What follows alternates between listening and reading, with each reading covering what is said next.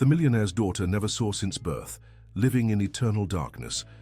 But the arrival of a maid brings signs that challenge all medical certainties.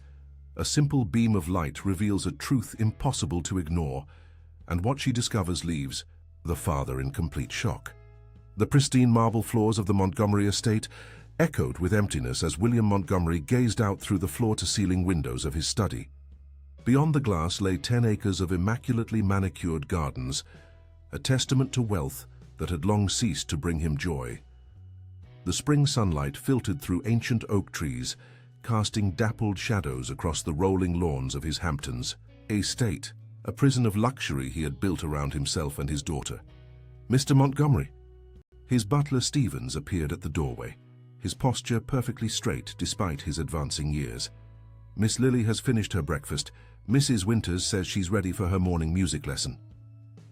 Will nodded without turning. "Thank you, Stevens. I'll be up shortly." When the butler's footsteps faded, Will picked up the silver-framed photograph on his desk. The last image of Catherine, radiant in her summer dress, laughing at something he had said. That had been 7 years ago, before the plane crash. That took her from them just days after giving birth to their daughter. "I'm trying, Kate," he whispered to the photograph. "I swear I'm trying." Will placed the frame back on the desk and straightened his tie before heading upstairs. The East Wing housed Lily's suite, a collection of rooms designed specifically for a child who had never seen their beauty. Expert consultants had created textured walls, sound systems that played nature recordings, and custom furniture with rounded edges. Everything a blind child could need to navigate her world. He paused at the doorway to the music room. 7-year-old Lily sat at the piano bench, her chestnut hair falling in waves past her shoulders, small fingers tracing the keys without pressing them. Mrs. Winters, her music teacher, gently guided her hands. "That's right, Lily. Feel the difference between the black and white keys." The little girl nodded, her unseeing eyes staring straight ahead. She wore a pale blue dress that matched the color of eyes she had inherited from her mother, eyes that had never functioned since birth. The diagnosis had been absolute, complete, irreversible blindness due to optic nerve damage. "Daddy?" Lily's head turned slightly at the sound of his footsteps. A teddy bear, worn from years of constant companionship, sat in her lap. "I'm here, sweetheart." Will approached and placed a kiss on her forehead. "How's the lesson going?" "She has remarkable sensitivity to pitch," Mrs. Winters said with genuine admiration. "A natural talent." Will nodded, the familiar weight of sadness pressing against his chest. Lily's other senses had developed extraordinarily to compensate for her blindness. Dr. Maxwell had explained this was normal, the brain's way of adapting to the loss of vision. "I'll see you at lunch, Pumpkin," Will said, squeezing her shoulder, gently before leaving. In his home office, Will immersed himself in work, the only distraction that helped quiet his mind. As CEO of Montgomery Technologies, he ran his empire remotely, rarely leaving the estate. His executive team had adapted to their boss's reclusiveness after the tragedy that claimed his wife. Video conferences and secure servers allowed him to maintain control while dedicating himself to Lily's care. At precisely 2 p.m., Mrs. Hanson, the head housekeeper, knocked on his door. "Mr. Montgomery, the new domestic help has arrived for her interview." Will sighed. The constant turnover of household staff had become a frustration. Few could adapt to the specialized routines necessary for Lily's care. "Send her in." The woman who entered his office was younger than he expected, perhaps in her late 20s. She stood straight, hands clasped in front of a simple navy dress. Her blonde hair was pulled back in a practical ponytail, and her expression was composed, though Will noticed the shadows beneath her eyes. "Mr. Montgomery, this is Sarah Thompson," Mrs. Hanson introduced. "Please, sit down, Miss Thompson." Will gestured to the chair across from his desk. "Thank you, sir." Her voice was soft but clear. "And it's Mrs. Thompson, actually." Will noted the wedding band on her finger. "I see. Your resume indicates you have experience with special needs. Children?" "Yes, sir. I worked for 3 years at the Briarwood School for the Visually Impaired in Boston before moving to New York." There was something in her demeanor that caught Will's attention, a quiet strength behind her gentle appearance. "And what brings you to the Hamptons? It's quite a change from Boston." A flicker of pain crossed her face before she composed herself. "Personal reasons, sir. I needed a fresh start." Will recognized the look. He had seen it in his own mirror countless times. "Mrs. Thompson, I should be clear about the position. This isn't just household work. My daughter, Lily, requires special attention. She's been blind since birth and our household revolves around her needs. I understand, Mr. Montgomery. I've read the detailed job description Mrs. Hanson provided. The last 3 employees didn't last a month. They found the environment too restrictive." Sarah's eyes met his directly. "I'm not looking for easy, Mr. Montgomery, I'm looking for meaningful." Something about her candor impressed him. "Very well. There's a 2-week trial period. Mrs. Hanson will show you to your quarters and explain Lily's routines." "Thank you for the opportunity, sir." After she left, Will returned to the window, watching as Mrs. Hanson led Sarah across the garden toward the staff residence. There was something different about this one, a sense of purpose that the others had lacked. Later that evening, Will sat beside Lily's bed for their nightly ritual. The room was filled with stuffed animals and books in Braille that she loved to touch. "Daddy, can you tell me about the colors again?" she asked, clutching her teddy bear. Will smiled sadly. This was her favorite bedtime request, descriptions of a visual world she had never experienced. "Blue is like the feeling of cool water between your fingers," he began, taking her small hand in his. "Green is like the smell of freshly cut grass. Red is like the warmth of the sun on your face." "And yellow?" she prompted. "Yellow is like the sound of laughter, bright and happy." Lily nodded seriously, trying to construct these abstract concepts in her mind. "What color are my eyes, Daddy?" "Blue. The most beautiful blue, just like your mother's." "I wish I could see them," she whispered. Will swallowed hard. "I know, sweetheart. I know." After Lily fell asleep, Will stood in the hallway, the familiar helplessness washing over him. No amount of money or power could give his daughter the one thing she truly needed, her sight. In the 7 years since her birth, he had consulted specialists across the globe, funded research, tried experimental treatments, all to no avail. Dr. Maxwell, who had been with them since Lily's birth, had gently but firmly told him to accept reality. As he passed the East Wing, he noticed a light from Lily's playroom. Pausing at the doorway, he saw Sarah Thompson carefully organizing the space, placing each toy exactly where it belonged so Lily could find them by touch. "Mrs. Thompson." "It's nearly midnight." She turned, startled. "I'm sorry, Mr. Montgomery. I wanted to learn the layout perfectly before tomorrow. Consistency is important for visually impaired children." He nodded, surprised by her dedication on her first day. "Just don't exhaust yourself. Lily can be challenging." "All children are in their own way," she replied with a small smile. "Good night, sir." As Will walked to his own wing of the mansion, he couldn't help but wonder about the new addition to his household. There was something in Sarah Thompson's eyes, a familiar pain that mirrored his own. Perhaps that was why, for the first time in years, he felt a strange sense of hope. Sarah settled into life at the Montgomery estate with quiet determination. Each morning she woke before dawn to memorize another section of the sprawling mansion, committed to creating a safe environment for Lily. By her 3rd day, she had mapped the entire East Wing in her mind, the texture of each carpet, the placement of furniture, the way sunlight moved through the rooms throughout the day. The staff kept their distance, having seen too many new faces come and go. Mrs. Hanson, the stern head housekeeper, provided minimal guidance beyond the written protocols for Lily's care. "Dr. Maxwell's instructions are to be followed precisely," Mrs. Hanson emphasized, handing Sarah a leather binder filled with schedules and procedures.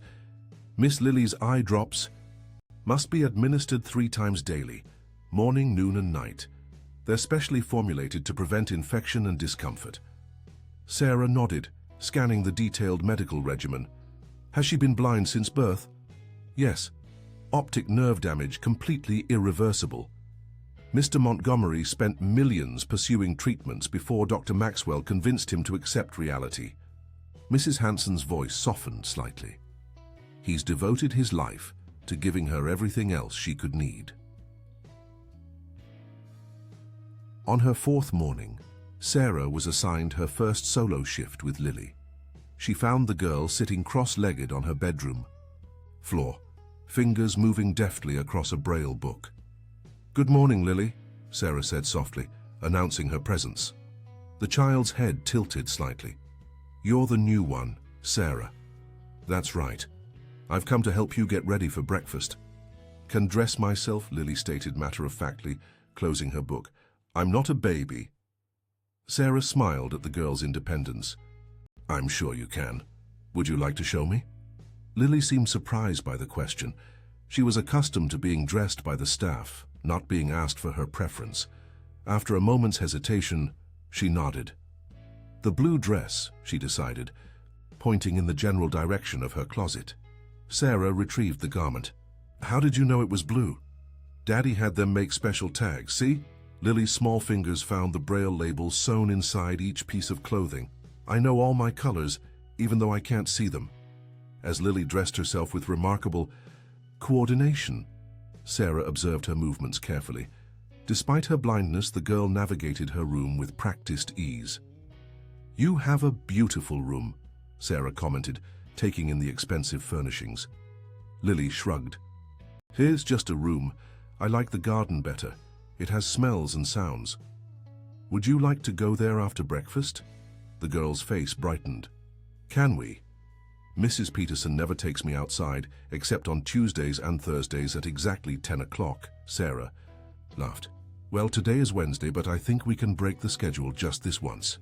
After breakfast, they ventured into the gardens. Sarah watched as Lily navigated the pathways with her white cane, occasionally stopping to touch a flower or listen to birdsong. "There's a fountain ahead," Sarah noted as they approached the center of the garden. "I know," Lily replied. "I can hear the water, 17 steps from the rose bushes." Sarah was continually impressed by the girl's spatial awareness. They sat by the fountain, and Lily trailed her fingers through the cool water. "Tell me what you see," the child requested suddenly. Sarah described the garden in detail, the vibrant colors of the flowers, the patterns of light through the tree branches, the distant view of the ocean beyond the property. "I wish I could see it," Lily whispered, a familiar sadness in her voice. "What do you imagine it looks like?" Sarah asked. Lily considered this. "I think it's like music, but for your eyes, different notes are different colors." The insightfulness of the comparison touched Sarah deeply. She found herself growing increasingly attached to this remarkable child, who had constructed an entire understanding of the world without ever seeing it. Over the following days, Sarah noticed peculiarities in Lily's behavior that sparked her curiosity. Despite her supposed complete blindness, the girl sometimes turned her head toward sudden movements or flinched when shadows passed over her face. During a thunderstorm, Sarah observed Lily staring directly at the window each time lightning flashed, though she claimed to see nothing. While helping Lily with her bath one evening, Sarah accidentally dropped a bottle of shampoo. Before she could mention it, Lily reached down and retrieved it from exactly where it had fallen. "How did you know where it was?" Sarah asked, trying to keep her voice casual. Lily stiffened. "I heard it fall." "But how did you know exactly where to reach?" The girl's fingers tightened around her teddy bear, which accompanied her everywhere. "I just knew." Later that night, after tucking Lily into bed, Sarah remained troubled by these inconsistencies. In the staff quarters, she opened the medical binder and studied Dr. Maxwell's notes more carefully. The diagnosis seemed definitive, complete optic nerve atrophy. Yet the prescribed treatment struck her as unusual. The eye drops, custom formulated and delivered weekly, were described as prophylactic and palliative care, with strict instructions, never to miss a dose. The following morning, Sarah observed Lily during her music lesson. Mrs. Winters played a series of notes, which Lily reproduced perfectly by ear. When a sheet of music fell from the stand, Sarah noticed Lily's head turn precisely toward the fluttering paper before quickly returning to its neutral position. During lunch, Sarah purposely moved Lily's glass of water slightly to the left. Without hesitation, the girl reached directly for its new position. "Lily," Sarah asked carefully, "can you see shapes sometimes, or light?" The child froze, her fork halfway to her mouth.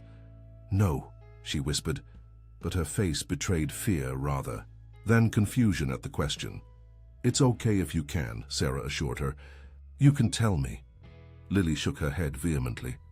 "Dr. Maxwell says I'm blind. If I say different, they give me more medicine." Sarah's heart pounded at this revelation. "What medicine, Lily?" "The eye drops. They make everything dark again when the shadows start coming back." That afternoon, while Lily napped, Sarah searched the girl's bathroom until she found the bottle of prescription eye drops. The label bore Dr. Maxwell's name and an alphanumeric code rather than a standard medication name. Sarah pocketed the bottle, determined to learn more. When Will returned from his video conferences that evening, he found Sarah waiting outside his office. "Mrs. Thompson, is something wrong with Lily?" "No, sir, she's having dinner with Mrs. Hanson." Sarah hesitated. "May I speak with you about something I've observed?" Will gestured her inside, his expression guarded. "Go on." "Mr. Montgomery, I've been watching Lily carefully this week. I believe she may have some light perception, possibly more." His face hardened. "This again. Mrs. Thompson, we've consulted with the world's leading ophthalmologists. Lily's condition is irreversible." "I understand, sir, but I've noticed she reacts to changes in lighting. She turns toward movements.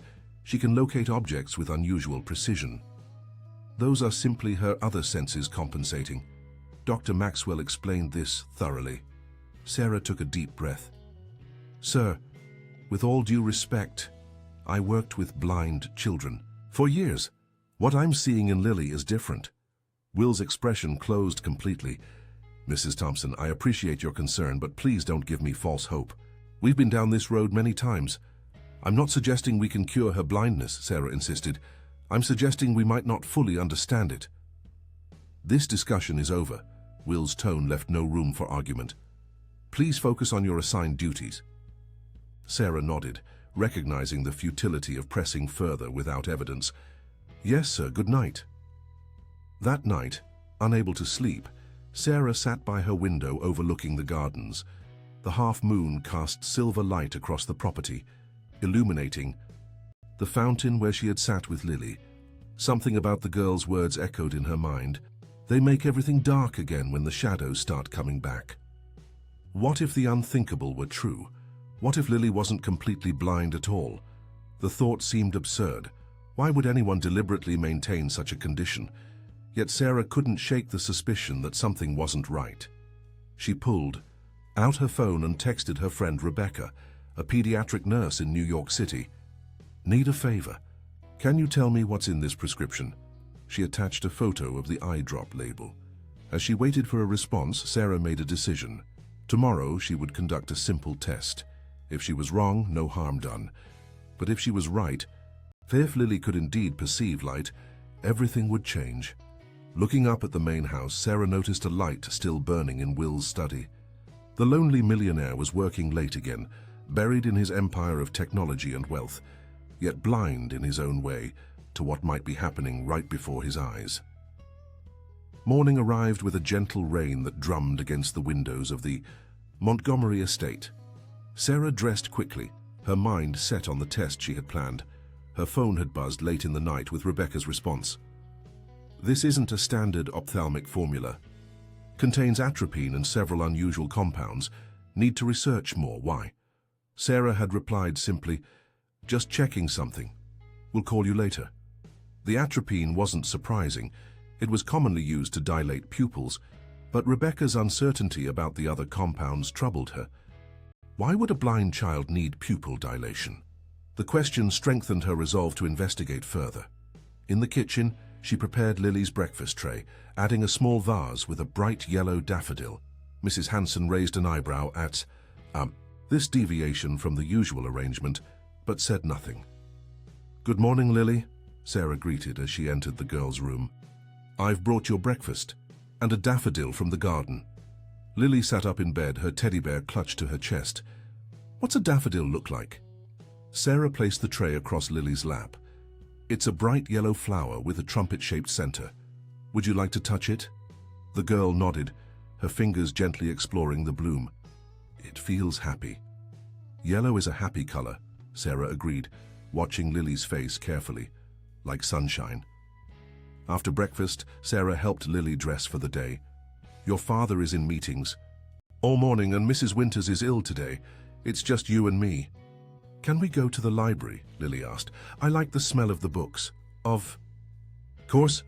In the vast Montgomery library with its two-story bookshelves and reading alcoves, Sarah positioned Lily in a comfortable window seat. Outside, the rain had stopped, and sunlight broke through the clouds, streaming through the stained glass panels above them. I'm going to read to you, Sarah said, selecting a volume of children's stories. But first, let me open this window a bit. It's stuffy in here. As she reached for the latch, Sarah purposely knocked her phone from her pocket. Oh, I dropped my phone. She picked it up, discreetly activating the flashlight function. Then, casually, she turned back to Lily. Ready for the story? Yes, the girl nodded, her unseeing eyes directed toward the sound of Sarah's voice. Sarah began reading, moving slightly closer to Lily with each paragraph.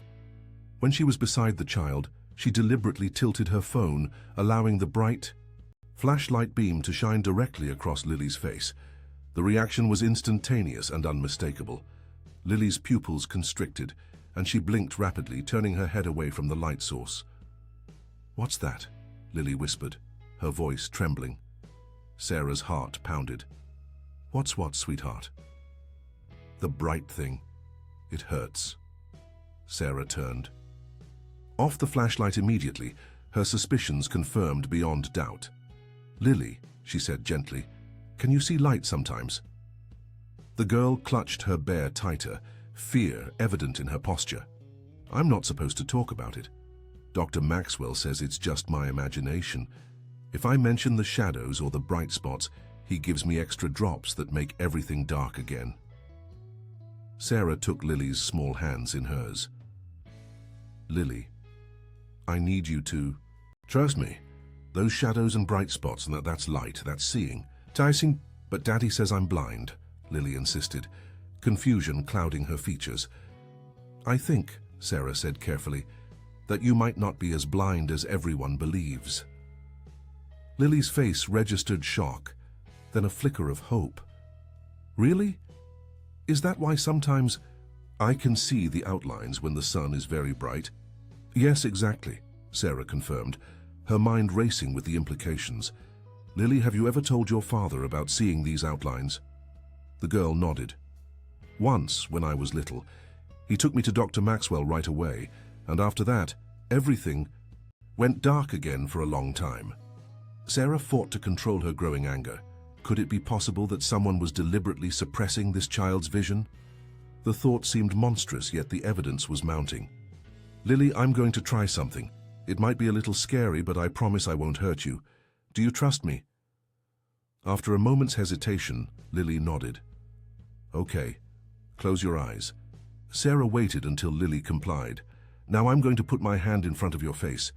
When you open your eyes, tell me if you can see anything at all. Sarah positioned her hand about 6 inches from Lily's face, silhouetted against the bright window light. Open your eyes slowly. Lily's eyelids fluttered open. For several seconds, she stared straight ahead, then gasped. I see something dark, a shadow moving. Sarah moved her hand from side to side. Can you tell which way it's moving? Left, now right, now up. Lily's voice rose with excitement. Sarah, I can see something. Tears formed in Sarah's eyes. Yes, Lily, you're seeing my hand. But how? Everyone says I'm blind. I'm not sure yet, Sarah admitted. But I think those eye drops might be part of the reason you can't see better. Should I not take them anymore? Lily asked, her voice dropping to a conspiratorial whisper. Sarah hesitated, aware of the enormity of what she was considering. Let's not make that decision yet, but maybe we can test something. What if we don't put them in one eye today and see what happens? Lily's face brightened with hope, then clouded. But what about Dr. Maxwell? He checks my eyes every week. When? Is he coming next? Not until Monday. Today is Thursday. Sarah nodded. Then we have a few days to experiment safely. If anything feels wrong, we'll stop immediately. That afternoon, when it was time for Lily's midday eye drops, Sarah carefully administered the medication only to her left eye, leaving the right untreated. Remember, this is our secret for now, okay? Lily nodded solemnly. Our secret. Throughout the day, Sarah watched for any changes, but Lily reported nothing unusual. By evening, however, as they sat in the garden watching the sunset, Lily suddenly grabbed Sarah's arm. "The sky," she whispered. "I can see something in the sky with my right eye. It's bright and orange." Sarah's breath caught. "That's the sunset, Lily. You're seeing the sunset." Tears streamed down the child's face. "It's so beautiful.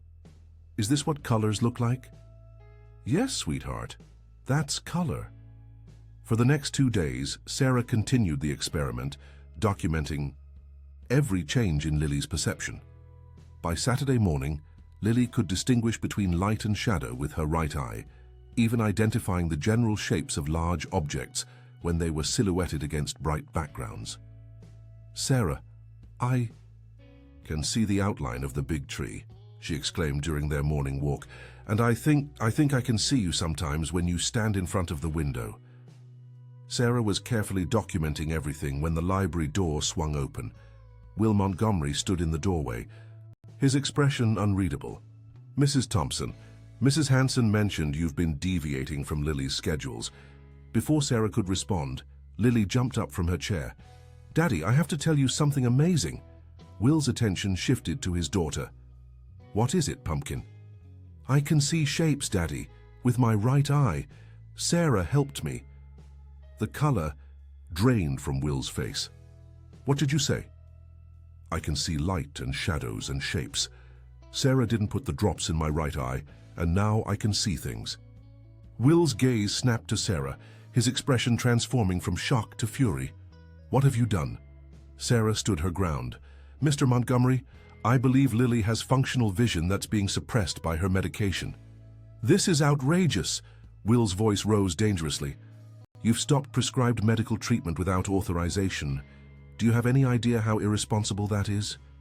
"Daddy, please don't be angry," Lily pleaded, sensing the tension. "Look," she pointed toward the window. "I can see the big tree. Outside." Will's anger faltered as he watched his daughter pointing accurately at the ancient oak, visible through the library window. "Lily, you can see that?" "Yes. It's big and dark against the bright sky." Disbelief warred with hope on Will's face. That's impossible. Dr. Maxwell said..." "Sir," Sarah interrupted firmly, "I believe you need to consider the possibility that Dr. Maxwell may have been wrong. Or worse." "What are you implying?" Will demanded. "I've had the eye drops analyzed. They contain atropine and other compounds that could potentially suppress visual function rather than treat any condition." Will stared at her in stunned silence, then turned back to Lily. "Sweetheart, come here." Lily approached her father, navigating the room with newfound confidence. Will knelt before her, took out his phone and turned on its flashlight. He moved it slowly across her face, watching as her right pupil contracted normally while the left remained dilated and unresponsive. "Oh my God," he whispered, his hand trembling. "Lily, can you really see this light?"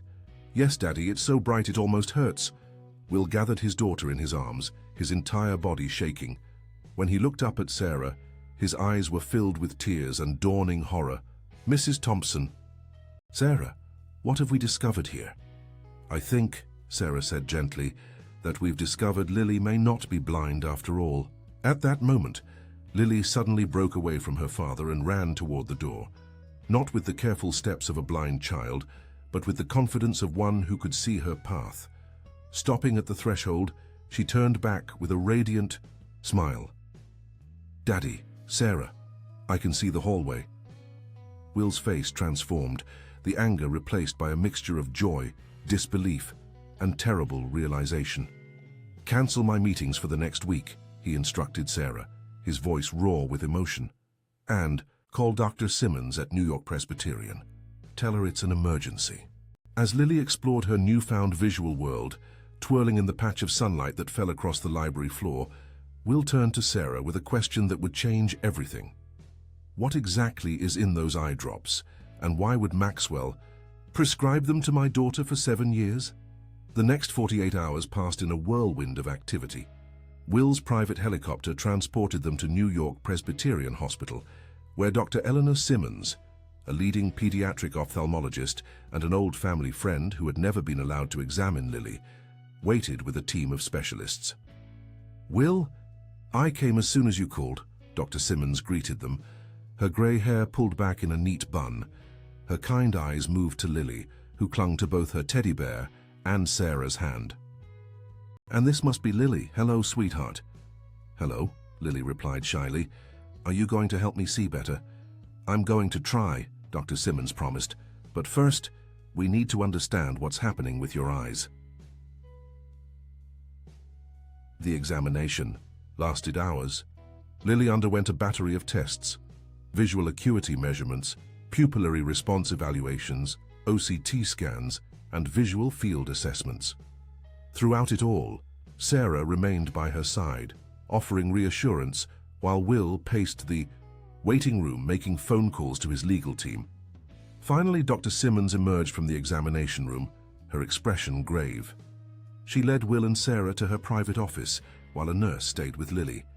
"Will, I hardly know where to begin," she said, removing her glasses. "Lily's optic nerves are intact and functional. There is no evidence of the atrophy that Dr. Maxwell diagnosed." Will sank into a chair. "How is that possible? I saw the scans myself." "I can't explain that discrepancy," Dr. Simmons replied carefully. "But what I can tell you is that Lily has congenital amblyopia, lazy eye, complicated by severe myopia. These are treatable conditions, Will. With proper therapy, corrective lenses, and time, she could develop near-normal vision." "Are you saying she was never blind?" Will's voice cracked. "Not in the way you were led to believe, no." Dr. Simmons opened a file on her computer. "We've analyzed the eye drops Lily has been receiving. They contain a mixture of atropine, scopolamine, and several other agents that, in combination, effectively paralyzed her visual pathways and kept her pupils constantly dilated." Sarah gasped. "They were blinding her deliberately." "In effect, yes. These drops would create a pharmacologically induced blindness.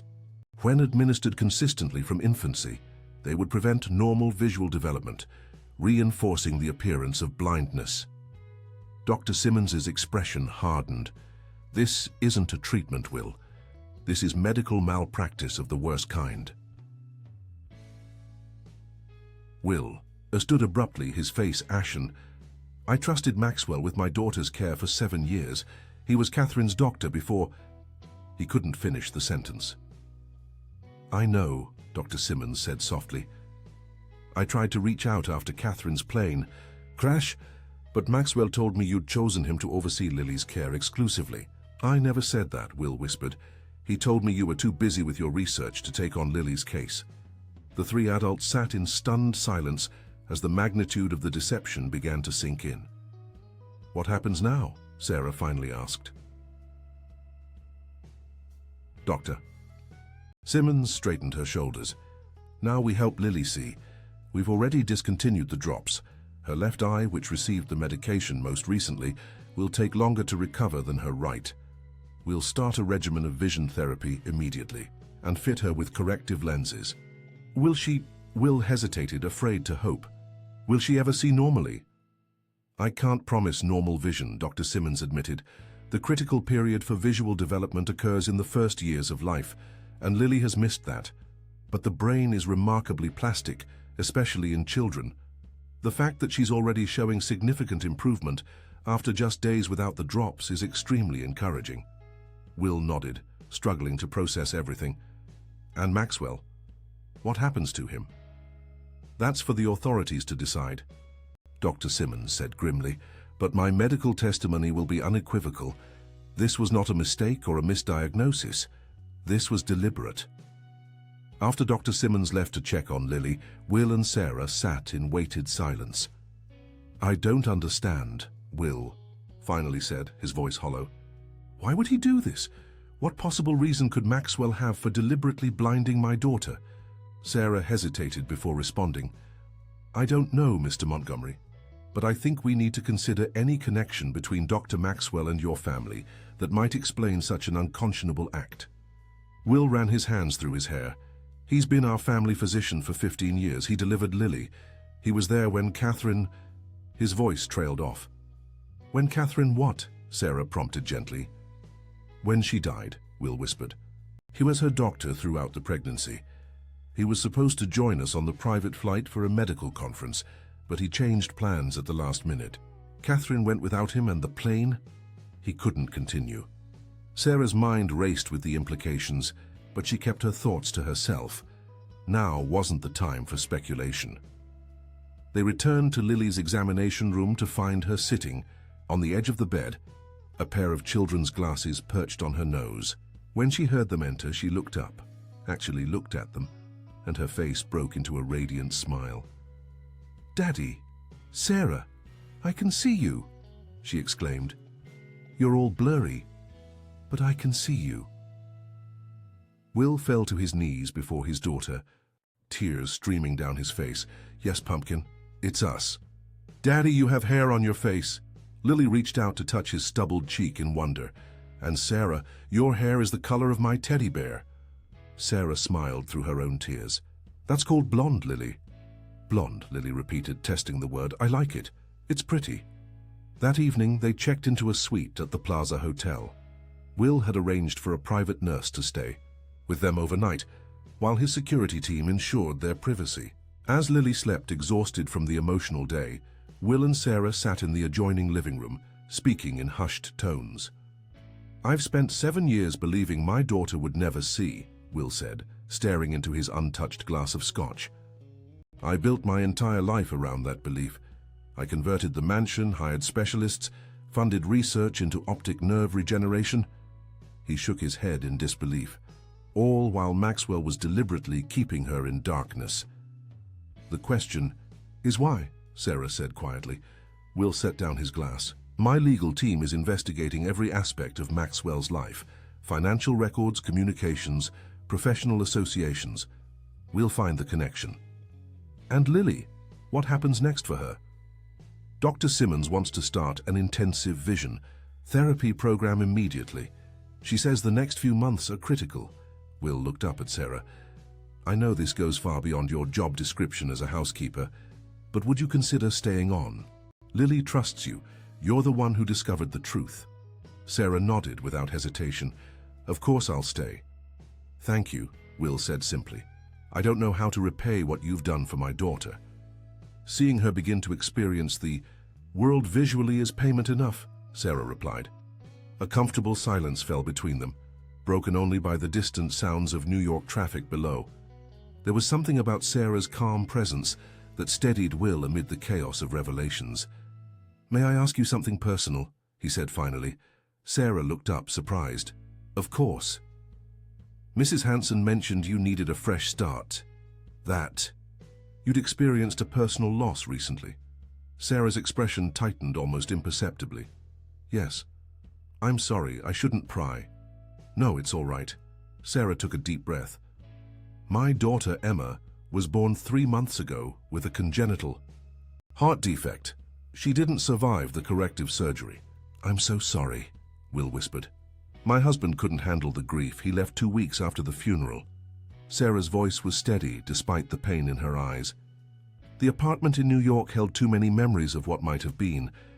When I saw the job listing for the Montgomery estate, it seemed like the perfect escape. And instead you walked into another family's tragedy. I think I was meant to find Lily, Sarah said softly. Perhaps Emma sent me to her. Will reached across the coffee table and took her hand. It was the first time they had touched beyond formal handshakes, and both felt the unexpected connection that passed between them. Thank you for saving my daughter, he said, his voice rough with emotion. The moment was interrupted by Lily's voice from the bedroom. Daddy? Sarah? Where are you? It's dark. They both rose immediately, moving to the child's bedside.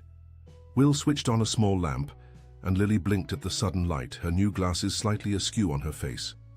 "We're right here, sweetheart," Will assured her. Lily reached out, touching her father's face, then Sarah's. "I had a dream that I could see the ocean. Can I really see the ocean someday?" "Yes, Lily," Sarah promised. "You'll see the ocean and mountains and stars and everything else." "Will you both show me?" Lily asked sleepily. Will and Sarah exchanged a glance over the child's head. "We'll both show you," Will confirmed. "Now go back to sleep. Tomorrow is another big day." As Lily drifted back to sleep, Will found himself unable to leave her side. For 7 years, he had maintained a rigid schedule, dividing his time between his daughter and his company. Now, watching her peaceful face, the weight of what had been stolen from them both crushed down upon him. Sarah silently brought a chair for him, placing it beside Lily's bed, then took another for herself on the opposite side. Together they kept vigil through the night, two broken people united by a child who was finally emerging from darkness. Dawn was breaking over the Manhattan skyline when Will's phone vibrated with a text message. Reading it, his face hardened with fresh anger. "My investigators found something," he whispered to Sarah across Lily's sleeping form. "Maxwell's been receiving monthly payments from a shell corporation for the past 7 years. They've traced the ownership." "To whom?" Sarah asked, though something in her heart already knew the answer. Will's voice was cold with fury. "To my former business partner, James Harrington, the man who's been trying to take over Montgomery Technologies since Catherine died. The man who was supposed to be on the plane with her but gave his seat to Maxwell at the last minute. The pieces were falling into place, revealing a picture more sinister than either of them had imagined. 1 month after the revelation, the Montgomery estate buzzed with a new energy. The silent, somber mansion had transformed into a place of discovery and joy. Lily's laughter, once rare and subdued, now echoed through the hallways as she explored her world with newfound vision. "Look, Sarah, the flowers are so many colors," Lily exclaimed as they walked through the garden. Her special glasses, thick-lensed and designed specifically for her developing vision, magnified everything. Though still far from perfect, her sight improved. Daily under Dr. Simmons' rigorous therapy program. "Those are tulips," Sarah explained, kneeling beside her. "The red ones are your father's favorite."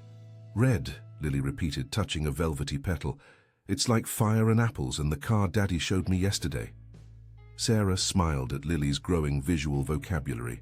The child collected colors and shapes. With the same enthusiasm, other children collected toys, cataloging each new visual experience with wonder. In the month since discontinuing Dr. Maxwell's eye drops, Lily's right eye had developed remarkably. She could now identify large objects, distinguish colors, and navigate familiar spaces without her cane. Her left eye, which had received the medication more recently, recovered more slowly, but showed promising improvement. The vision therapy, sessions conducted 3 times daily by a specialist who had relocated to the estate, were intense but effective. Lily worked with dedication that impressed everyone around her. Determined to master the visual skills most children developed naturally in infancy.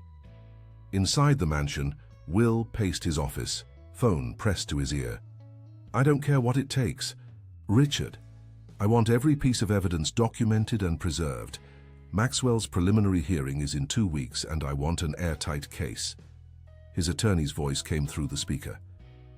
"We have the financial records linking him to Harrington, the analysis of the eye drops, and Dr. Simmons' testimony about Lily's actual condition. It's compelling, Will." "And Harrington? Any progress there?" "His lawyers are claiming he had no knowledge of Maxwell's actions. They're suggesting Maxwell acted alone, perhaps due to some misguided belief about Lily's condition." Will's jaw tightened. "That's absurd. The payments were consistent for 7 years." "I know. We're still building that part of the case. In the meantime, the board meeting is tomorrow. Harrington will make his move then, with you distracted by Lily's situation." "He's underestimating me," Will said coldly. "I'll be there." After ending the call, Will moved to the window that overlooked the garden. Below, he could see Sarah and Lily by the fountain, heads bent together as they examined something in Lily's hands. probably another insect or flower for her to learn. The sight of them together brought an unexpected warmth to his chest. Sarah had become indispensable over the past month. She'd transitioned from housekeeper to Lily's primary caregiver and emotional support. Her background in working with visually impaired children proved invaluable during Lily's adjustment, and her gentle strength steadied them both through the tumultuous weeks of medical appointments and legal proceedings. Will found himself watching her more often than he cared to admit, the way she patiently explained visual concepts to Lily, her quiet efficiency in managing the household during the crisis, the sad smile that sometimes crossed her face when she thought no one was looking. His phone buzzed with a text from Dr. Simmons. Lab results on final eye drop analysis attached. Call me ASAP. Will downloaded the attachment and scanned the technical document. His blood running cold at the conclusions, he immediately dialed the doctor. Eleanor, I just saw the report. Are they certain? Yes, Dr. Simmons confirmed gravely. The compounds in those drops would have eventually caused permanent damage to Lily's optic nerves if Sarah hadn't intervened when she did. Will couldn't finish the thought. So this wasn't just about keeping her blind. It was about ensuring she would never see even if the drops were discontinued. Exactly. Whoever designed this formula knew exactly what they were doing. This wasn't malpractice, Will. It was calculated harm. After hanging up, Will sat heavily in his chair, the full weight of the betrayal crushing down upon him. For 7 years, he had personally administered those drops to his daughter's eyes, unknowingly participating in her harm. The thought made him physically ill. He was still processing this revelation when a soft knock sounded at his office door. "Come in," he called, quickly composing himself. Sarah entered, slightly breathless from the garden. "Mr. Montgomery, Lily wanted me to tell you she can read the large letter E on her vision chart today. She's very excited to show you at her therapy session this afternoon." Will managed a smile despite his turmoil. "That's wonderful. I wouldn't miss it." Sarah studied his face, sensing his distress. "Is everything all right?" For a moment, Will considered maintaining his usual professional distance, but something in Sarah's concerned expression broke through his reserve. "No," he admitted. The final analysis of the eye drops came in. They weren't just suppressing Lily's vision. They were designed to eventually damage her optic nerves permanently. If you hadn't discovered what was happening when you did— "Oh God," Sarah whispered, her hand flying to her mouth. "That's monstrous." "Yes," Will's voice hardened, "and I intend to ensure everyone responsible faces justice." Sarah hesitated, then asked the question that had lingered between them for weeks.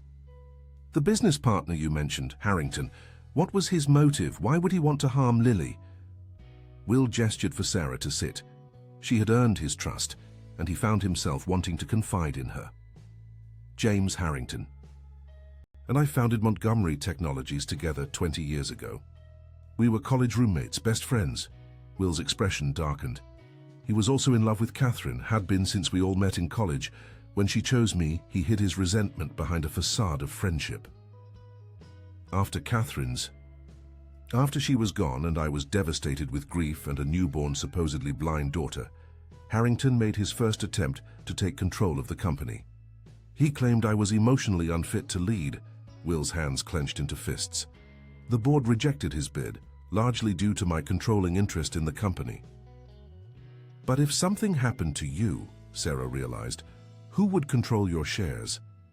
If I had died or been declared incompetent while Lily was a minor, her guardian would manage her inheritance, which includes my controlling interest in Montgomery Technologies. And who was designated as Lily's guardian?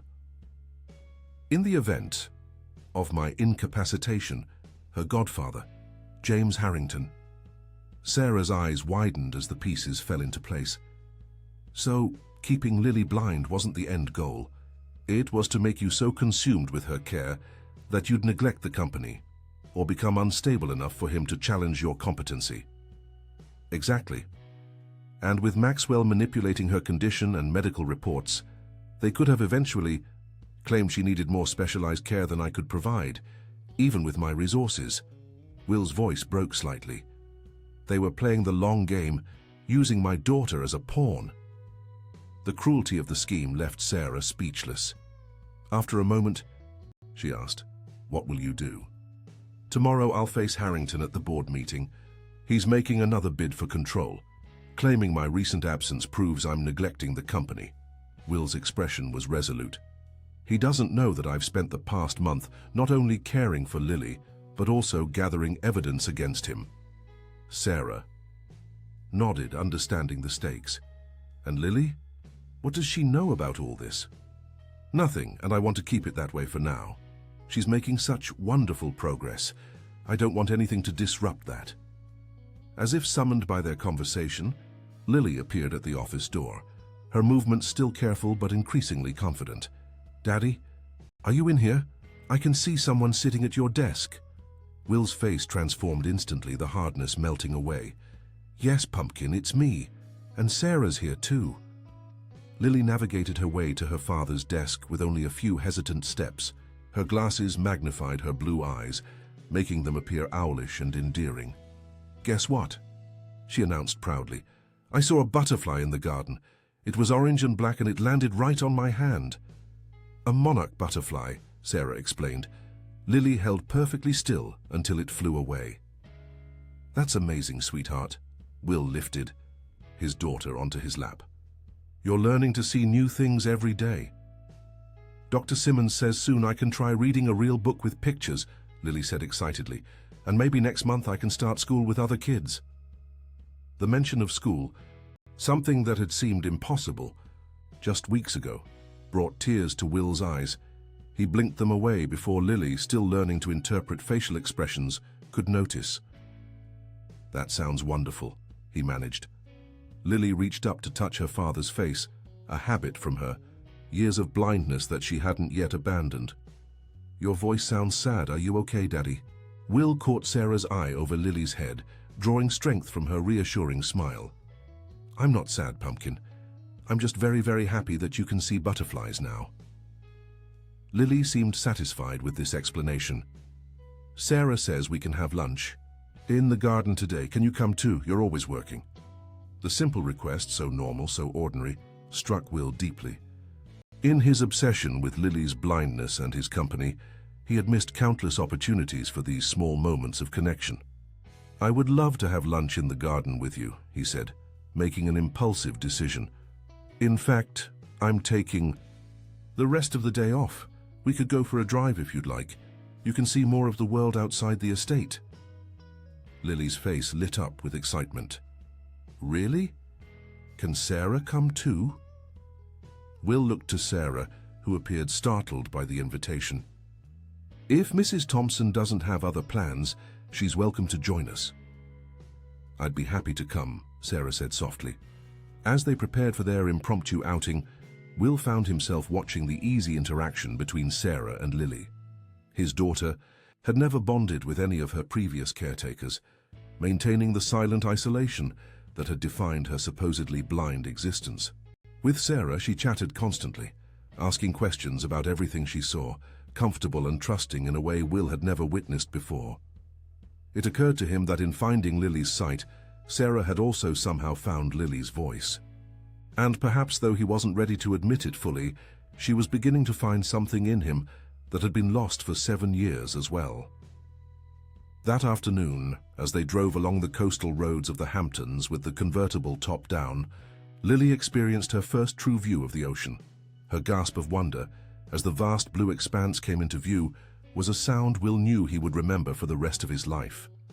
"It's so big," she exclaimed, standing up in her seat despite Sarah's gentle attempt to keep her seated. "It goes forever and ever." "Almost, Pumpkin," Will laughed, feeling lighter than he had in years. "Almost forever." As the sun began to set, painting the sky in colors Lily was seeing for the first time, Will made a silent promise to his daughter. No matter what happened at tomorrow's board meeting, no matter what it took to bring Harrington and Maxwell to justice, he would never again miss these moments of joy and discovery. Beside him, Sarah watched the sunset reflect in Lily's awestruck eyes, her own heart full with a healing she hadn't believed possible after Emma's departure.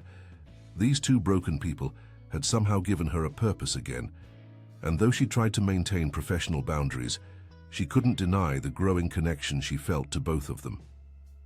"Yellow and orange and pink all together," Lily whispered, pointing at the sunset. "It's the most beautiful thing I've ever seen." Sarah and Will exchanged a glance over Lily's head, sharing in her wonder and, for a brief moment, allowing themselves to feel like a family.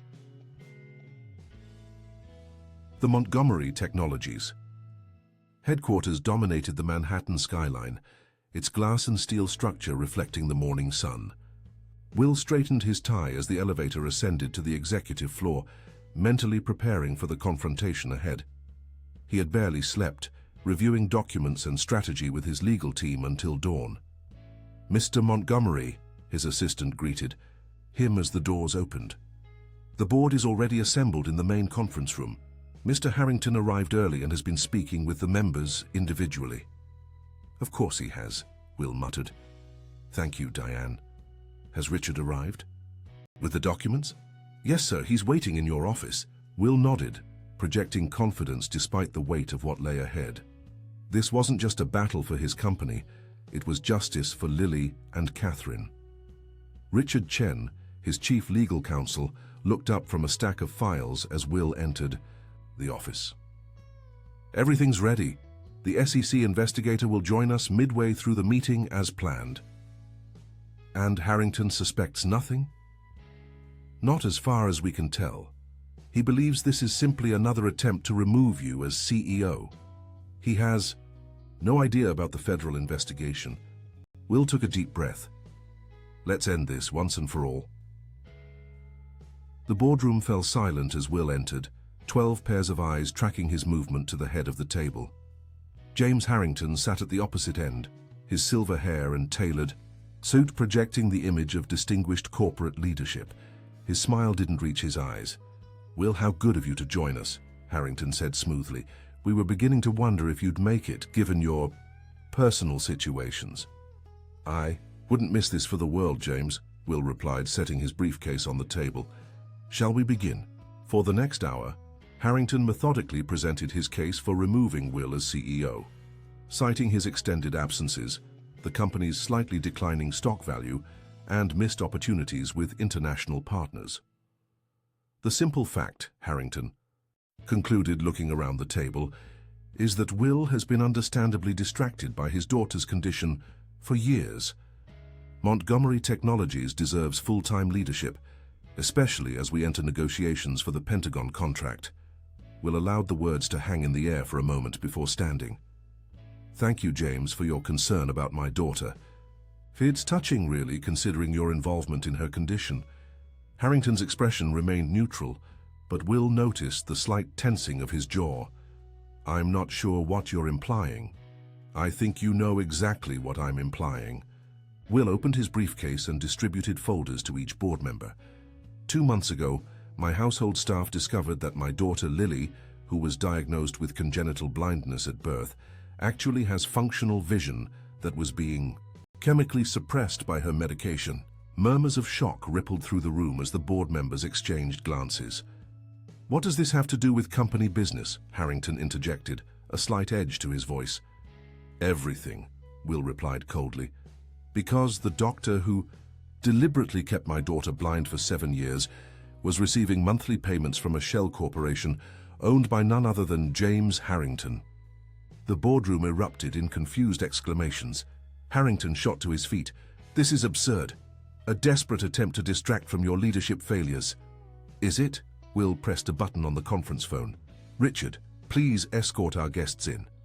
The door opened to admit Richard Chen, accompanied by a stern-looking woman in a dark suit, who introduced herself as Special Agent Melissa Carter from the FBI's Financial Crimes Division.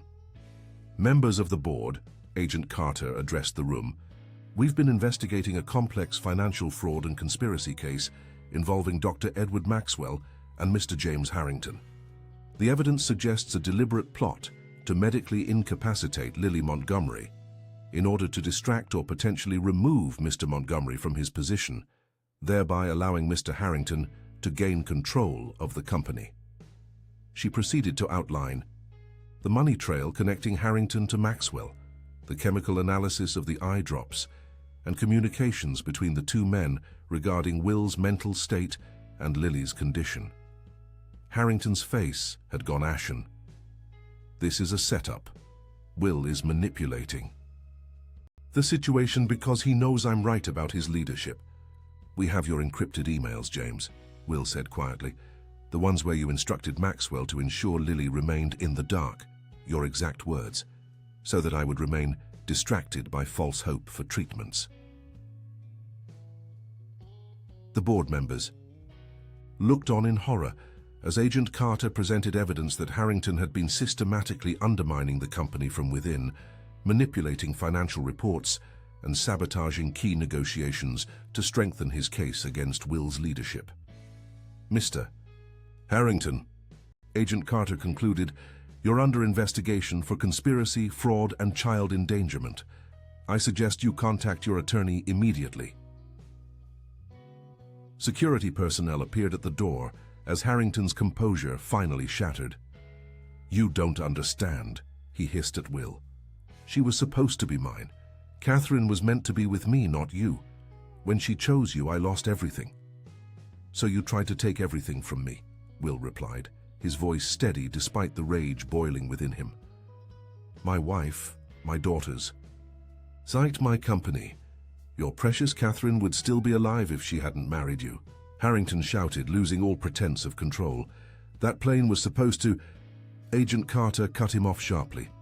Mr. Harrington, I advise you to remain silent until your attorney is present. As security escorted a still ranting Harrington, from the boardroom, a heavy silence fell over the remaining board members.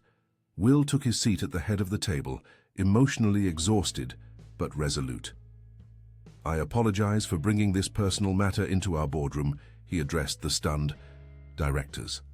But as you can see, it was directly relevant to the future of this company. The board chair, Eleanor Blackwell, cleared her throat. Will, I think I speak for all of us when I say we had no idea. We're deeply sorry for what you and Lily have endured. Will nodded, accepting her words. Now, shall we continue with our actual business? I believe we have a Pentagon contract to discuss. The remainder of the meeting proceeded with unanimous support for Will's leadership and strategic vision. By the time he left the building 3 hours later, Montgomery Technologies' stock had already begun to rise, as news of Harrington's removal spread through financial circles. In the back of his town car, Will finally allowed himself a moment, a vulnerability, covering his face with his hands as 7 years of suppressed grief and rage washed through him. Harrington's outburst about the plane had confirmed his worst suspicions, that Catherine's crash hadn't been an accident at all, but part of Harrington's twisted plan for revenge and control. His phone chimed with a text from Sarah. Lily read her first complete sentence today. The cat sat on the mat. She can't wait to show you. The simple message pulled Will back from the brink of darkness. Despite everything Harrington had done, he had failed in his ultimate goal. Lily could see. Montgomery Technologies was secure. And somehow in the midst of all the trauma and betrayal, they had found Sarah, the unexpected guardian angel, who had changed everything. When Will arrived home that evening, the mansion glowed with warm light against the darkening sky. As the car pulled into the circular driveway, he spotted 2 figures waiting on the front steps, one small, one tall, both watching for his arrival. Daddy, Lily called out, waving enthusiastically as she recognized his car. Her vision had improved enough that she could now distinguish people and objects from a distance, though details remained blurry. Will stepped from the car, physically and emotionally drained from the day's confrontation, but the sight of his daughter running toward him, actually running without hesitation or assistance, instantly revitalized him. There's my girl, he said, scooping her into his arms. I heard you had a big day too. I read a whole sentence, Lily announced proudly, and Dr. Simmons says my left eye is getting stronger. I could see the big letters with both eyes today. That's wonderful, Pumpkin. Over Lily's head, Will's eyes met Sarah's. She stood on the steps, her simple sundress catching the evening breeze, her expression a mixture of welcome and concern. How did it go? she asked quietly, as they entered the house together. "It's over," Will replied. "Harrington's been removed from the board and is under federal investigation. The evidence was overwhelming." Sarah's relief was palpable. "I'm glad, truly." Later that night, after Lily had demonstrated her reading skills and finally gone to bed, Will and Sarah sat on the terrace overlooking the moonlit gardens. The household staff had retired for the evening, leaving them in peaceful solitude. I've been thinking," Will said, breaking the comfortable silence, "about the future." Sarah glanced at him. "Oh?" "Lily's starting school in the fall. Her vision therapy is progressing better than anyone expected. She's becoming more independent every day." He turned to face Sarah directly. "Where does that leave you?" The question hung between them, laden with unspoken meaning. Sarah's role in their lives had evolved far beyond that of an employee. She had become Lily's confidant, teacher, and emotional anchor, and, though neither had acknowledged, quite openly, something increasingly important to Will as well. "I'm not sure," Sarah admitted. "I came here looking for escape, not attachment. But Lily," she smiled softly, "she's impossible not to love." "Yes, she is," Will agreed. Then, gathering his courage, he added, "And she's not the only one." Sarah's eyes widened slightly, a flush coloring her cheeks. "Mr. Montgomery." "Will," he corrected gently. "After everything we've been through, I think we're well past formalities." "Will," she conceded, the name feeling intimate on her lips. "These past months have been extraordinary circumstances. Emotions run high in crisis situations. Is that what this is? A reaction to crisis?" Sarah looked away, gathering her thoughts. "I lost my daughter. You nearly lost yours. We've both been vulnerable, seeking connection through shared trauma. That may be how it began," Will acknowledged. "But it's not the whole truth, is it?" The question lingered between them, honest and direct. Sarah had maintained professional boundaries despite the growing closeness between them, conscious of the power imbalance in their relationship and her own still healing grief. "No," she finally admitted, "it's not the whole truth." Will reached across the space between them, his hand covering hers. "I'm not asking for anything, Sarah. I just want you to know that whatever you decide about your future, there will always be a place for you here.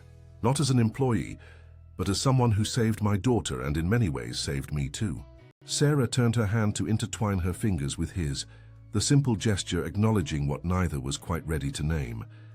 "Thank you," she whispered. The moment was interrupted by a small voice from the doorway. "Daddy? Sarah? I had a dream."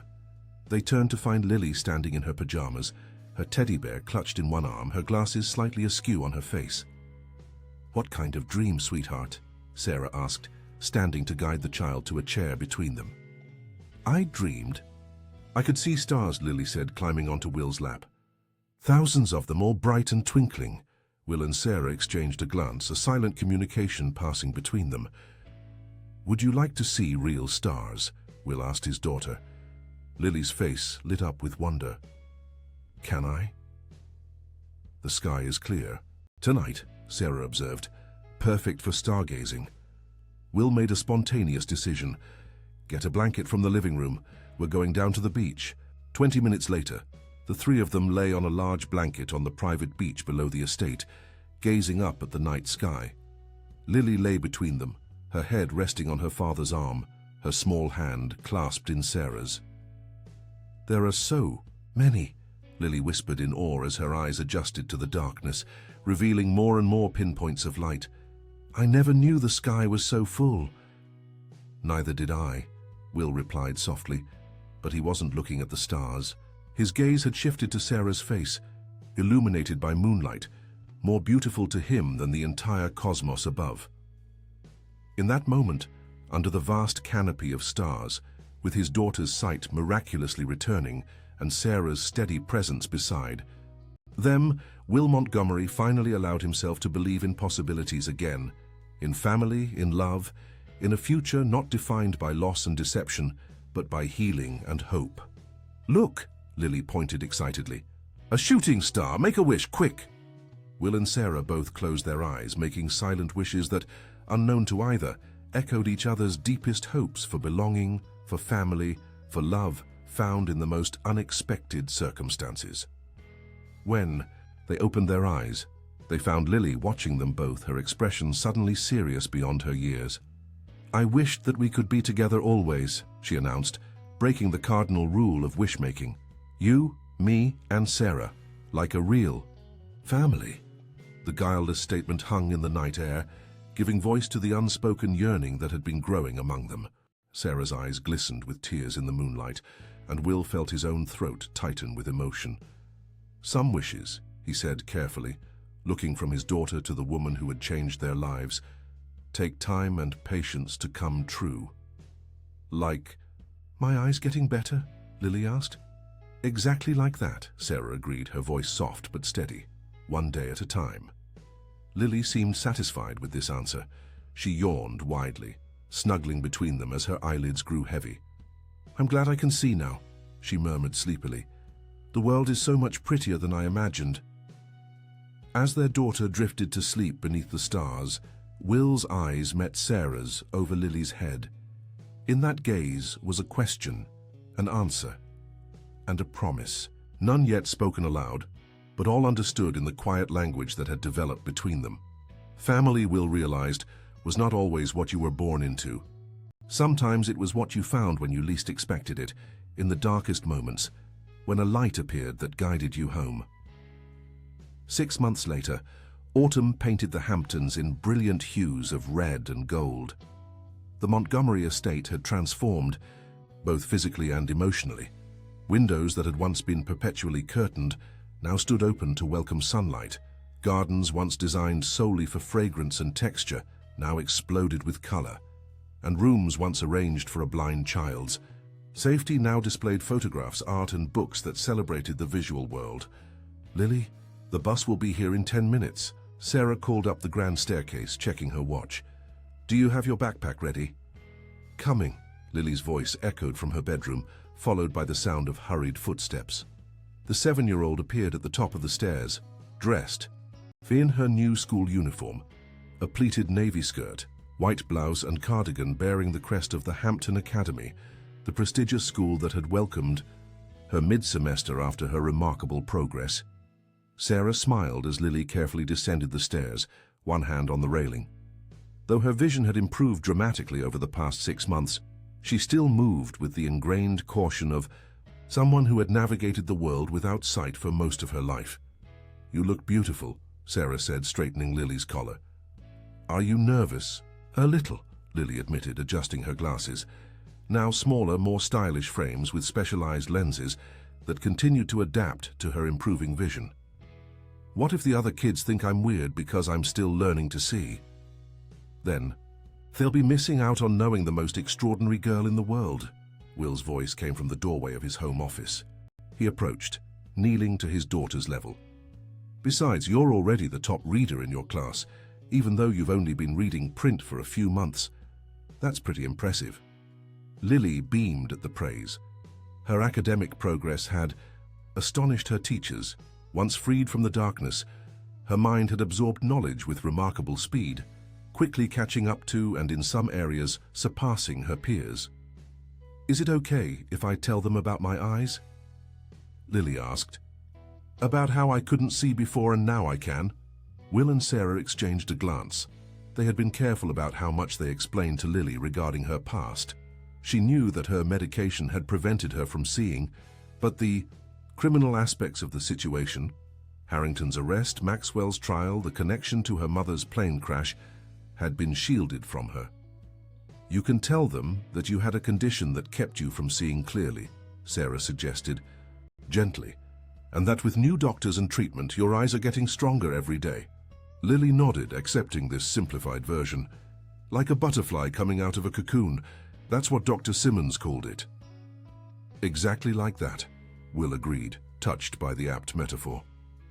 The sound of the school bus horn interrupted their conversation. Lily grabbed her backpack, then hesitated, looking between Will and Sarah with sudden vulnerability. "You'll both be here when I get home, right?" "Of course we will," Sarah assured her, smoothing a strand of hair behind Lily's ear. "I'll have Snack's ready, and your father has cleared his afternoon schedule so we can hear all about your day." Satisfied, Lily hugged them both before running to the door, where Stevens waited to escort her to the bus. When she was gone, Will turned to Sarah with a mixture of pride and anxiety on his face. "She'll be fine, right?" Sarah smiled, recognizing the natural concern of a parent sending their child out into the world for the first time. "She'll be more than fine. Lily is the strongest person I know." Will nodded, acknowledging the truth in her words. "I have some calls to make before my meeting with the board. Will you join me for lunch after?" "I'd love to," Sarah replied. Their relationship had evolved gradually over the past 6 months, from employer and employee to co-guardians of Lily, to something deeper that neither had fully defined, but both had come to cherish. Sarah was no longer officially employed by the Montgomery household. After Harrington's arrest and the resolution of Lily's medical situation, Will had insisted on establishing a trust fund in Sarah's name, freeing her from financial concerns and the imbalanced power dynamic of their initial relationship. She had moved into the guest house on the estate, maintaining her independence while remaining close to Lily. As Will returned to his office, Sarah wandered through the now familiar rooms of the mansion, reflecting on the extraordinary journey that had brought her here. After Emma's loss and her husband's abandonment, she had come to the Montgomery estate seeking only escape and distraction. Instead, she had found purpose, connection, and a second chance at the family she had thought forever lost to her. Her phone buzzed with a text from Rebecca, her friend from the hospital who had helped analyze Lily's eye drops. Saw the news about Maxwell's sentencing. 15 years, justice served. How's our girl doing? Sarah smiled at the message. Lily had become something of a miracle child to the medical team that had overseen her recovery. Dr. Simmons regularly presented her case at ophthalmology conferences as an example of neural plasticity and visual recovery beyond traditional critical periods. "Starting school today," Sarah texted back. "Vision now 20/40 in right eye, 20/70 in left. Reading at 3rd grade level. Miracle child indeed." The Montgomery Technologies charity had established a foundation in Lily's name, funding research into pediatric visual disorders and supporting families affected by childhood disabilities. What had begun as a personal tragedy had transformed into a mission to ensure no other child suffered as Lily had. At noon, Sarah met Will in the garden pavilion for lunch. The October sun cast dappled shadows through the turning leaves as they shared a meal prepared by the estate's chef. "The board meeting went well," Will reported, more relaxed than Sarah had ever seen him in a business context. "The Pentagon contract is finalized, and our new pediatric medical technology division launches next quarter." "The devices for visually impaired children?" Sarah asked, familiar with the project that had become Will's passion. "Yes. The prototype, tablets with adaptive visual interfaces, are already being tested in 3 schools for the blind." His eyes shone with purpose. "We're going to change how children with visual impairments interact with technology and information." "That's wonderful, Will." A comfortable silence fell between them as they enjoyed the meal and each other's company. Will seemed thoughtful, almost nervous, unusual for a man who commanded boardrooms with unwavering confidence. "I've been thinking," he finally said, setting down his water glass, "about the future. Our future." Sarah felt her pulse quicken. "Oh? These past months with you and Lily, they've shown me what truly matters." Will reached across the table to take her hand. "When Catherine died, I thought that part of my life was over. I buried myself in work and in caring for Lily, convinced that was all I had left." "And now?" Sarah asked softly. "Now I know there can be second chances." His eyes, so like Lily's, held Sarah's gaze with vulnerable sincerity. "For all of us." Before he could continue, Will's phone rang with the special tone he had assigned to Lily's school. His expression immediately shifted to concern as he answered. "Mr. Montgomery? This is Principal Matthews. Everything is fine, but Lily had a bit of an emotional moment in art class today. She's calmed down now, but she's asking for both you and Ms. Thompson." 20 minutes later, Will and Sarah arrived at the Hampton Academy, where they were escorted to the art classroom. They found Lily sitting quietly with the art teacher, a large piece of drawing paper before her. "Daddy, Sarah," Lily jumped up when she saw them, her earlier distress apparently forgotten. "I made something important and I needed you to see it right away." The art teacher smiled apologetically. She was quite insistent that this couldn't wait until after school. Will knelt beside his daughter. "What is it, Pumpkin?" Lily proudly held up her artwork, a colorful drawing of 3 figures holding hands against a backdrop of a large house and garden. The figures were labeled in careful handwriting: Daddy, me, and Sarah. "It's us," Lily explained, her voice solemn with the weight of her creation. "Our family." The simple declaration hung in the air between them. Will and Sarah exchanged a glance over Lily's head, both moved by the child's clear vision of their relationship. "It's beautiful." "Lily," Sarah said, her voice thick with emotion. "Mrs. Anderson asked us to draw our families," Lily continued. "Tommy drew his mom and dad and baby sister. Zoe drew her 2 moms. I drew us." Will studied the drawing more carefully, noting the details Lily had included: his tie, Sarah's long blonde hair, her own glasses, and the teddy bear tucked under her arm. Most striking were the bright colors she had used, celebrating the visual world she could now perceive. "When Mrs. Anderson asked if Sarah was my mom, I didn't know what to say," Lily admitted. "She's not my birth mom, but she feels like my mom. So I got confused and started crying." Will pulled his daughter into a gentle hug. "Families come in all different forms, Pumpkin. What matters is that we love and take care of each other." "So is Sarah part of our family or not?" Lily pressed, with the directness only a child could manage. Will looked to Sarah, whose eyes shimmered with unshed tears. "That's something Sarah and I have been talking about," he said carefully. "And what do you think?" Lily asked Sarah directly. Sarah knelt to Lily's level, taking her small hands. "I think that I love you very much, and I love your father too. I would be honored to be part of your family if that's what you both want." "It is what I want," Will said softly, "more than anything." The art teacher, sensing the intimate moment unfolding, discreetly stepped out of the classroom, leaving the 3 of them alone. "Actually," Will said, reaching into his pocket, "I had planned this quite differently, but perhaps this is perfect. Timing, after all." He withdrew a small velvet box, and Sarah's breath caught as she realized what was happening. "I was going to wait until our dinner tonight after Lily was asleep," Will explained with a rueful smile, "but I think she deserves to be part of this moment." He opened the box to reveal a stunning sapphire ring surrounded by diamonds. "Sarah Thompson, you brought light back into our lives when we needed it most. Would you do us the honor of making our family official? Will you marry me?" Lily watched wide-eyed, her drawing clutched to her chest, as Sarah's tears finally spilled. "Yes," she whispered. "Yes, I will." Will slipped the ring onto her finger, then pulled both Sarah and Lily into an embrace that felt like coming home after a long, dark journey. Later that evening, after Lily had proudly recounted every detail of her first full day of school over dinner, the 3 of them sat in the library that had once been the site of their life-changing discovery. Lily, exhausted from her exciting day, had fallen asleep on the window seat, her new drawing prominently displayed on the side table beside her. "I never thought I could be this happy again," Will confessed quietly, his arm around Sarah as they watched the sleeping child. "After losing Catherine, after believing Lily would never see, I convinced myself that wealth and success were all I had left to strive for." "And now," Sarah prompted, leaning into his embrace. "Now I understand what true wealth is," Will replied, pressing a kiss to her temple. "It's this. Us. The family. We've created from our broken pieces." Sarah nodded, understanding completely.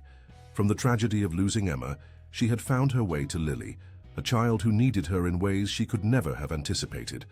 And in Will, she had found a partner who valued not just her care for his daughter, but her strength, intelligence, and heart. "Do you think Catherine would approve?" Sarah asked softly, the question she had carried silently for months. Finally, finding voice, Will considered this thoughtfully. Catherine loved Lily more than anything, even before she was born. I believe she would be grateful to you for saving our daughter, for bringing light back into her life." He smiled gently. "And yes, I think she would approve of us." Sarah's gaze drifted to Lily's drawing on the table. 3 figures, hand in, hand standing before the house that had transformed from a prison of darkness to a home filled with light. In the simple lines and bright colors, Lily had captured the truth that none of them had expected to discover. That sometimes healing comes from the most unexpected sources, and families are formed not just by birth, but by love, courage, and the determination to see beyond the darkness. As the evening deepened into night, Will carried the sleeping Lily to her bedroom, a room now filled with books, art supplies, and all the visual wonders she was still discovering. Sarah tucked her in, placing her beloved teddy bear beside her, a relic from her days of blindness that she still cherished. "Sweet dreams, my darling girl," Sarah whispered, kissing Lily's forehead. "Dream of colors," Will added, their nightly ritual. As they stood in the doorway watching their daughter sleep, Will's arm encircled Sarah's waist, drawing her close. "Thank you," he said simply. "For what?" "For having the courage to question what everyone else accepted, for seeing what no one else could see." His voice was rich with emotion. "You saved my daughter's sight, but you also saved my soul." Sarah turned in his arms, raising her face to his. "We saved each other," she corrected gently, "all 3 of us." In the soft lamplight of Lily's room, surrounded by the evidence of their extraordinary journey together, Will and Sarah sealed their promise with a kiss, a promise of family, of healing, and of a future bright with possibilities they had once thought lost forever. In her sleep, Lily smiled, as if sensing the completion of the family portrait she had drawn with such conviction. The girl who had emerged from darkness now dreamed in vivid color, safe in the knowledge that when she opened her eyes, the 2 people she loved most in the world would be there, holding her hands and guiding her forward into the light. Fim Dao. Historia. Dear listeners, we hope that the story of Lily, Will and Sarah has touched your hearts as deeply as it has ours. This tale of recovery, revelation and renewed hope reminds us that sometimes our greatest challenges can lead to unexpected blessings, and that family is defined not by blood, but by love and devotion. If you've been moved by this emotional journey, we've prepared a special playlist of equally captivating stories that explore the complexities of family bonds and second chances. Find it by clicking the link to your left. Did this story of a child emerging from darkness into light resonate with you? If so, please subscribe to our channel and give this video a thumbs up. Every day, we bring unique stories that explore the depth of human experience and the triumph of the spirit over adversity. Join our community of listeners who appreciate stories that touch the heart and nourish the soul. We're waiting to hear your thoughts in the comments below, and we look forward to sharing more unforgettable tales with you soon.